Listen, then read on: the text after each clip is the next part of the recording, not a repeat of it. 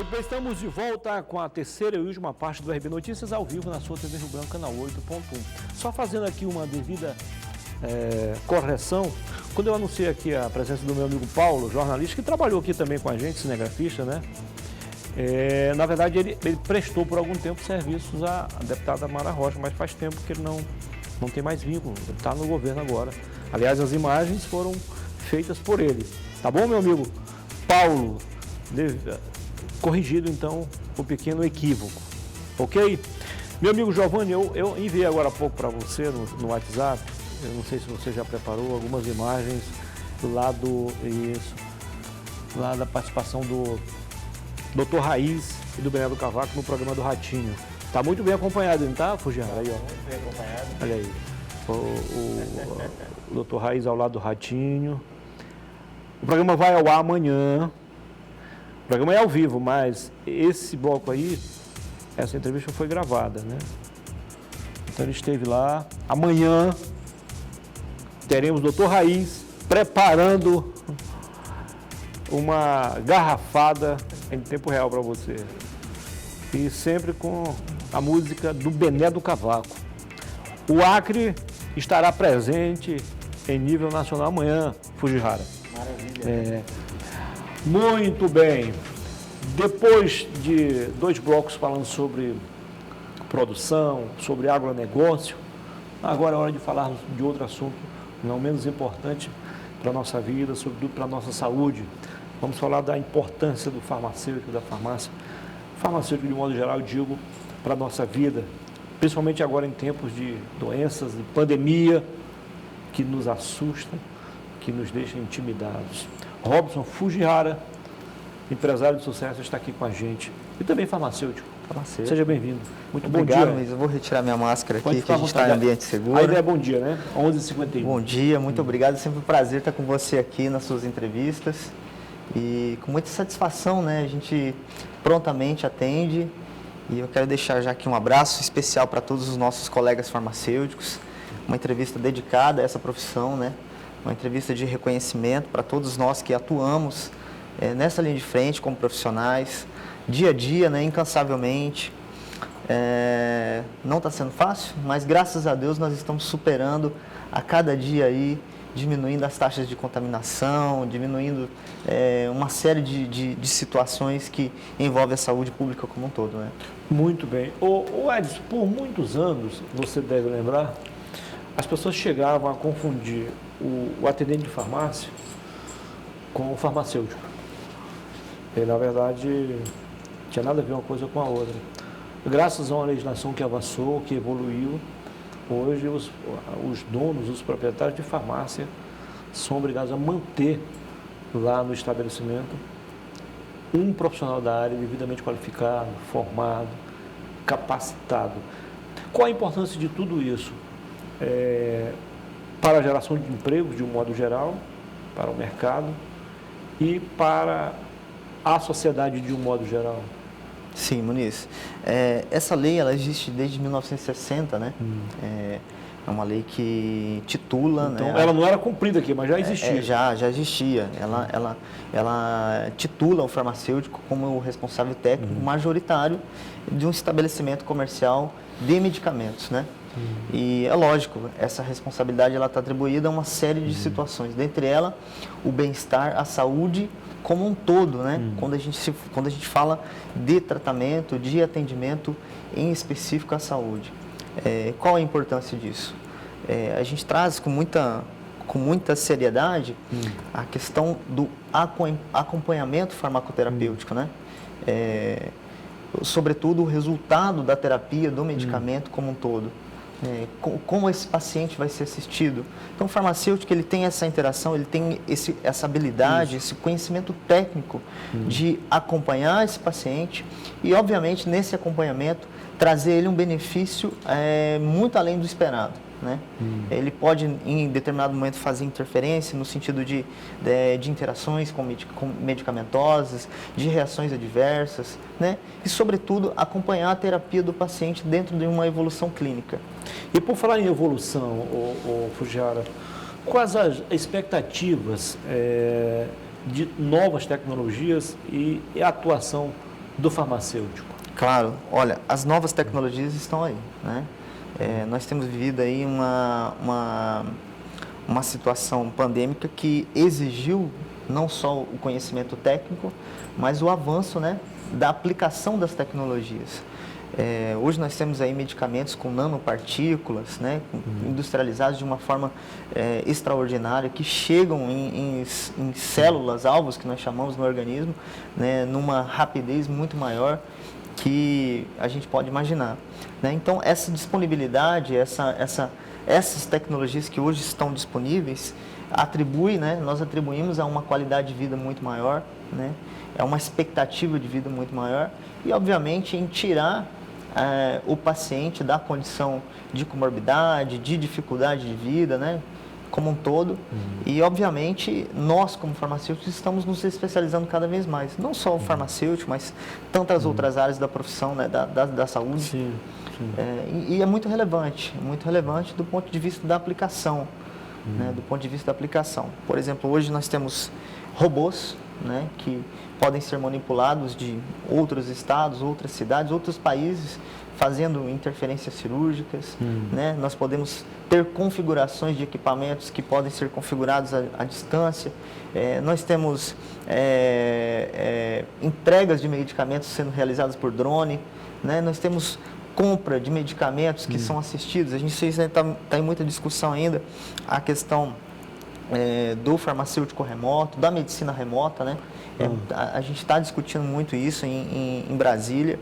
Mas, sobretudo, são tecnologias que vão chegar, que já chegaram, né? E que a gente precisa, de uma certa forma, adequar uma geração, Sim, adequar uma exatamente população. sobre isso. Como fazer essa aplicação da vigilância, propriamente dito, aliada a essas novas tecnologias? A vigilância, Muniz, ela vai ter um papel primordial. Precisamente, nós não sabemos ainda como delinear todos esses acompanhamentos, né? Os passos de uma vigilância, mas nós entendemos e sabemos que ela vai existir, né? Principalmente do ponto de vista farmacovigilante, né? Hoje nós temos aí o rastreamento de lotes de medicamentos que podem ser rastreados, que podem ser identificados, né, numa questão de uma reação, de uma quantidade de fármaco que foi induzido em uma forma que não era para ser, enfim. Então, ela sempre vai existir, né?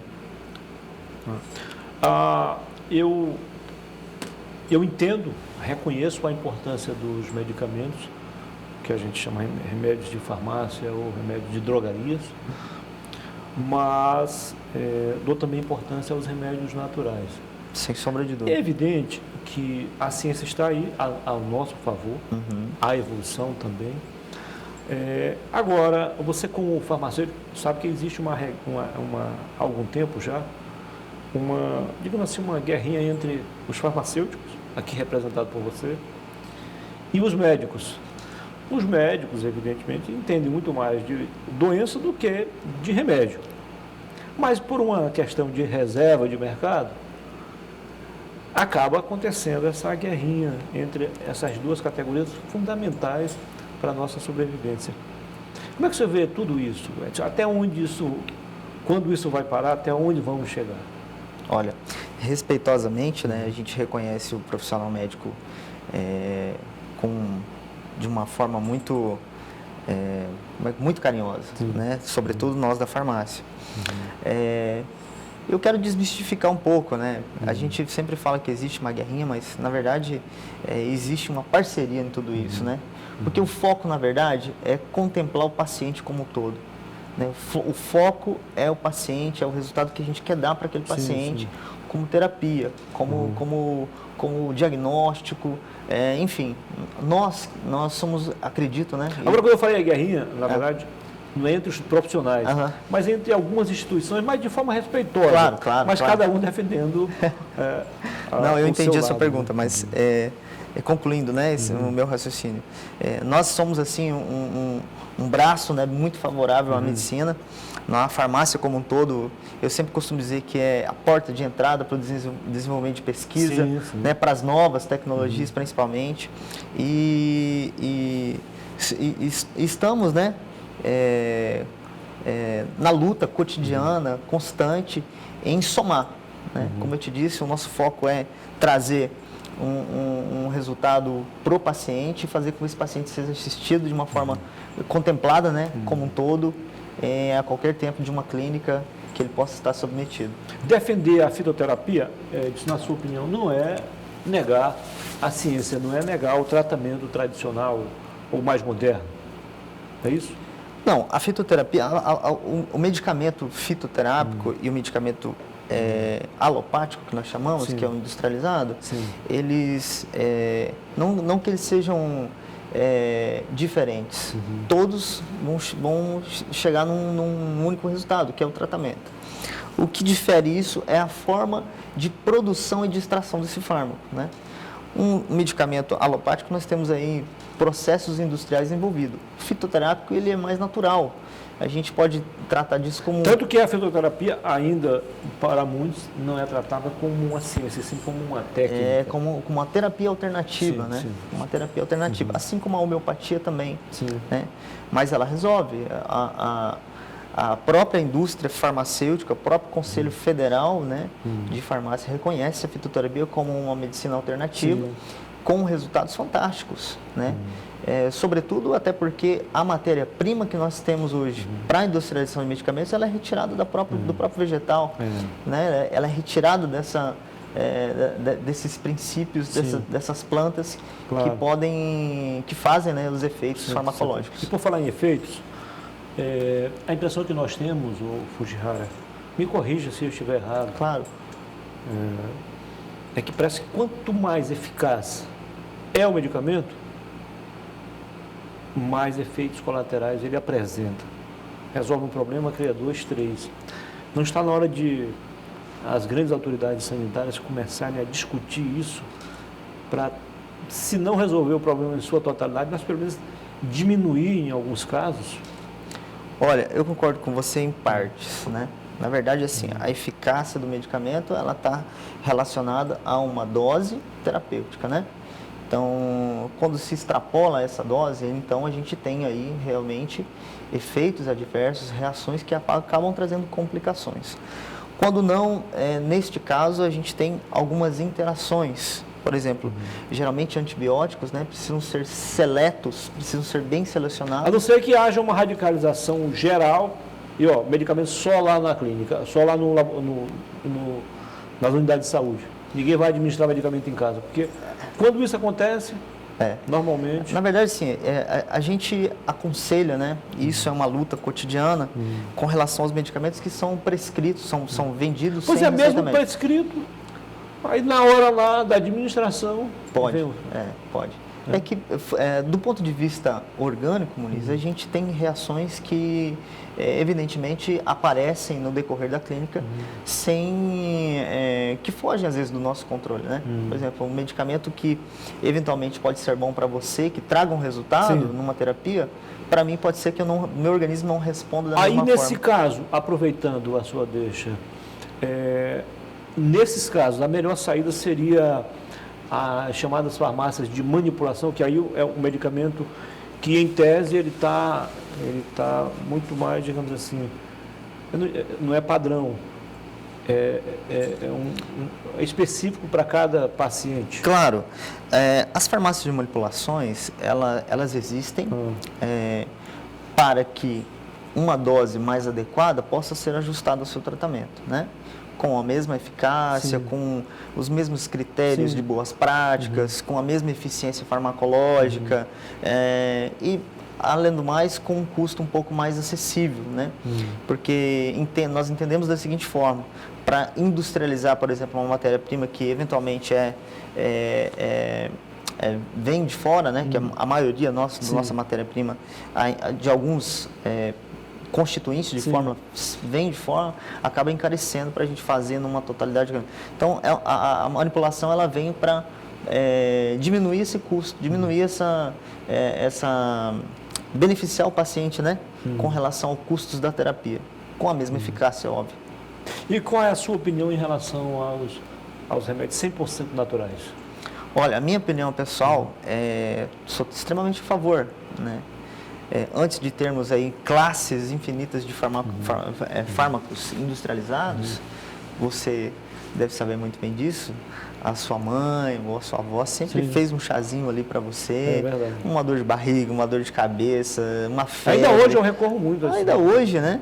Agora é evidente que eles não têm, digamos assim, a mesma agilidade, a mesma intensidade dos outros medicamentos. Claro, um pouquinho mais lento, vamos claro. devagar. Justamente por a questão de tecnologia que é aplicado, né, à produção, a gente tem esse tempo de absorção, né, diminuído, reduzido realmente. Até por conta da dose, né, que se existe do princípio ativo dentro do processo. Claro, ali. claro. Agora, Edson, voltando à legislação. Robson. Meu amigo Robson, depois do cumprimento da lei, estão tendo cumprido a lei. Além de garantir mais emprego, né, e renda, a população está mais assistida, podemos oferecer mais segurança. Claro, eu não tenho dúvida disso, né? Eu não tenho dúvida disso. O crescimento exponencial das redes de farmácias, né, gerando novos empregos, empregando novos profissionais. Isso é bom também para os empresários do setor, que evitam problemas futuros, né? Claro, com certeza. Eles fazem um pequeno investimento a mais, evidentemente, mas que vale a pena. Com certeza, com certeza. Então a sociedade ela tá bem assistida por esse profissional. É o profissional de saúde mais acessível hoje na nossa sociedade. Você pode chegar em qualquer estabelecimento farmacêutico e requerer a presença do farmacêutico e ter com ele uma conversa, né? Você ali fazer uma anamnese, você ser acompanhado por esse profissional e a sociedade só ganha com isso, só ganha com esse profissional, né? Muito bem. Conversei aqui com o Robson Fujihara, empresário de sucesso e também farmacêutico. Você se dedica mais ao ramo empresarial ou ao ramo farmacêutico? Olha, Muniz, a gente tenta se desdobrar Se bem que quando você vai para a área farmacêutica também é empresarial. Também é empresarial, não deixa de ser, né?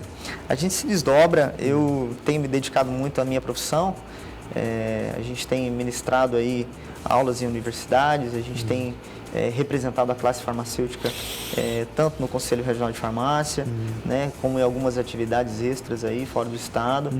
E é uma paixão ser farmacêutico, né? Então, para mim é uma honra representar uma classe tão importante e reconhecer aqui a dedicação de todos esses profissionais que unidos, né, faz uma diferença enorme na nossa sociedade. Para encerrar, se não for perder muito, se não for para incomodá-lo, vamos apresentar algumas dicas de saúde, então, aí? Claro, vamos apresentar sim. Olha, eu quero chamar a atenção nesses últimos minutinhos para a campanha de vacinação, né? Nós temos aí índices altíssimos de pessoas que não efetivaram a segunda dose da vacina. Engraçado, não atrapalhando o teu comentário, mas os caras que estavam reclamando, eu quero vacina no braço, cadê a vacina? Exatamente. Não estão querendo vacinar agora. Exatamente. Que absurdo. Um absurdo, né? Então eu quero chamar a atenção, serve como dica de saúde, né? Porque a gente está vivendo essa pandemia. Você que não vacinou pela segunda vez, a segunda dose, cientificamente nós temos comprovado aí a redução da eficácia, né, da vacina em caso você não tenha tomado a segunda dose em 50%. Então você expõe toda uma sociedade, você coloca em questão toda uma logística de saúde pública, né? E está disponível para você. Então é meio que um apelo que a gente faz, né? Uma dica também. Procure um ponto de vacinação e faça a segunda dose de vacina, para que você não possa comprometer outra saúde, a saúde do colega, a saúde da sociedade. Passou a ser um desafio de todos nós, né? Exatamente. Convencer essas pessoas a voltarem a tomar a segunda dose. Exatamente. E os que ainda não foram, se passou a sua faixa etária, não tem problema, pode ir. A vacina está lá esperando agora. Está disponível. 111 mil doses receberam agora. Está disponível. Vai ter uma ampla campanha de vacinação agora no final de semana. Que bom. Nós acreditamos que até outubro, se todos seguirem as regras, colaborarem, nós estaremos aí o Brasil todo praticamente imunizado. Livre do coronavírus. Livre. Legal. Muito obrigado. Eu que agradeço, Muniz. Muito obrigado. Sucesso para você. Obrigado a nós todos. É sempre um prazer estar aqui. E um abraço para todos os profissionais, colegas farmacêuticos que nos assistem, nos acompanham. Uma excelente tarde. Não esqueçam. Muito obrigado. Sucesso para ti. Não esqueçam, amanhã, na Praça é Nossa, Benelo Cavaco, é isso? E Doutor Raiz, o raizeiro mais famoso do Brasil. São 12h10. Boa tarde a todos e até amanhã, se Deus quiser. Valeu.